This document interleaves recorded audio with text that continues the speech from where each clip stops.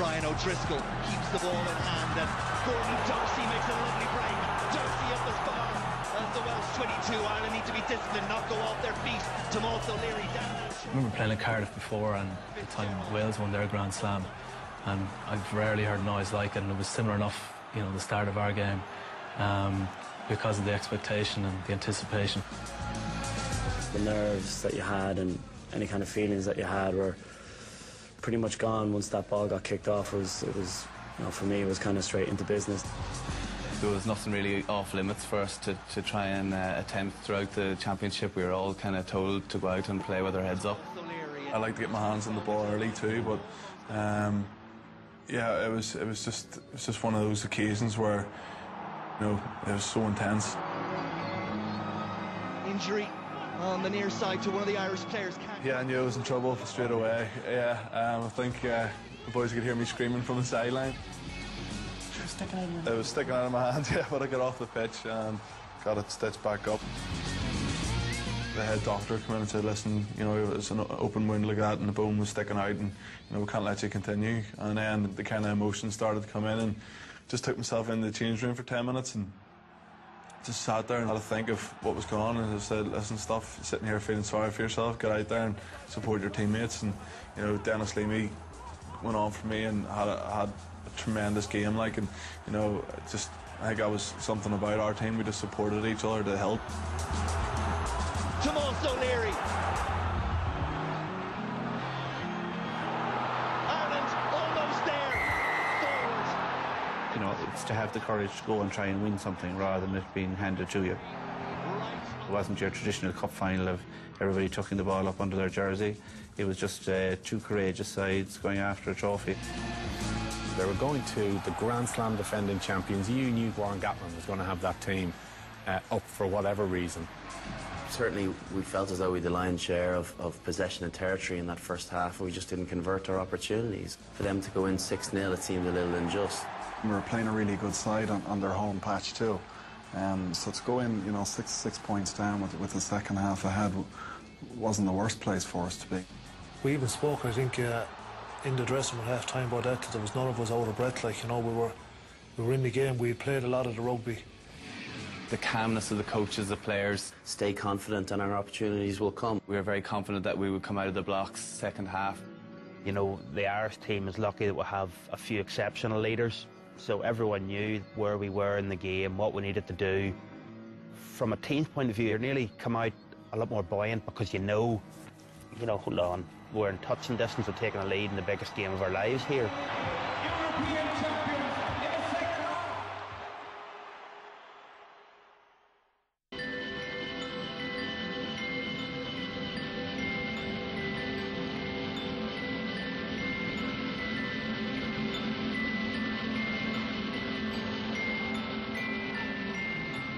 I think our respect for the players would be such that there's enough experience in them to know that every match is the same. Gert would talk about test matches are there to test you, and each one tests you in a different way. I mean, the best thing you can do for morale is not team building or going out together, it's winning games. And, you know, the Six Nations is, you know, one of the biggest competitions we can play in. Tommy Bow's got pace. Boy, does he have pace. Tommy Bow. The ball popped up and, you know, into my hands, and I could always see shadows all around me. I just didn't know when I was going to get tackled. The whole tournament was a growing process because all the different teams was throwing different things at us. The players have always said that Italy is probably the most physical game of the year. So they know if they're not right for that, they can lose any game at any time. So many guys have stepped up and set the tone. You know, I remember you put in a couple of massive hits, Fez, and some big carries by some of the boys. And as well. Did you? Mm-hmm.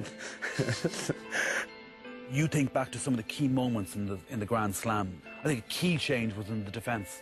You go back over the defence of the previous few years under Ireland, and it's hard to remember one standout game in the previous 6-7 years where Ireland were offensively defensive, where they got tries from turnovers, from intercepts and so forth. There's no one at home, and it's try number 5, and O'Driscoll. But we've got to give England credit for providing Ireland with probably the toughest test they've provided any team with defensively. England poses a different challenge, and I remember leading up to the game reflecting on how they took Australia apart in the World Cup, you know, at the breakdown, at the scrum, in the tight phases. And, you know, it was crucial we went to that area. Knowing that if you win this, then suddenly you're into a semi-final, final scenario where, you know, it's really in your own hands. England were so good defensively that day that they just couldn't be penetrated. Their midfield defence was like a brick wall, it pushed up hard, they took the space away. Sometimes defences are so stoic and so up for games, it is difficult to break them down, and we had to make sure that we kept our own defence solid. Les Kiss doesn't give much away in his interviews about what his defensive system is about, but from what I understand, he allows what he calls shooters. So an individual, often Brian O'Driscoll, can make this decision to leave the line and envelop the ball carrier, and from which they might get a turnover. And they did that several times. They were very good at winning turnover to breakdown. Probably the best of any team in the Six Nations. That game was a bit of a blur to me. Drico, I think, got a bit of a hiding, didn't he? I had a bad headache for a good part of the second half. But it was another one of those very, very physical games. Fantastic seminal moment when they go down the left, when O'Driscoll is taken out, and he's getting treatment, and Ireland have a penalty, and they could go for the posts. But the senior lieutenants, O'Gara and O'Connell, and it was a very much collective leadership in this team, and you need that kind of experience, they took it upon themselves to go to the corner. And O'Gara has declined the 3. And they go for the corner in the crowds. And we all know it was a real game where, you know, we needed a real leader and someone to, you know, to grab the game by the scruff of the neck. Took like 3 late tackles in a row, but he still kept standing up. His try was probably the memory that stood out most for me.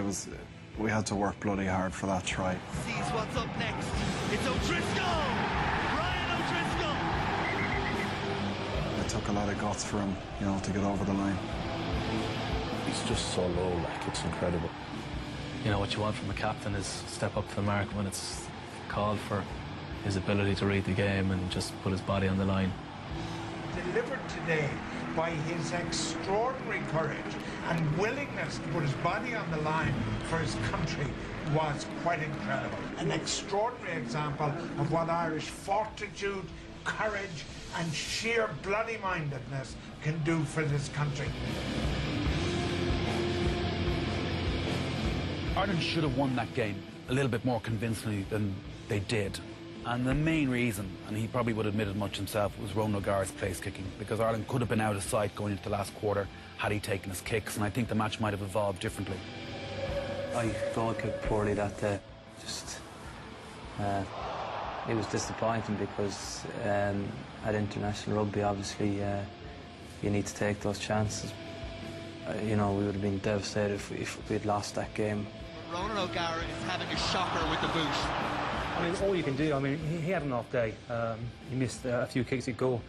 I mean, all you can do is to try and encourage and give him some trigger points to keep working on during the game. And one of the most pleasing factors for me that he kicked a late one in that game, which, you know, all what's gone in front of him, missing probably 4 kicks, which in the last 6-7 years playing for Ireland, I say he's never done. So to have the strength of character, you know, and the confidence to take that last kick on and nail it, which turned out to be a very crucial point. It was pleasing for me, and it showed a lot of strength of character of him. Probably one of the most physical games I've ever been involved in.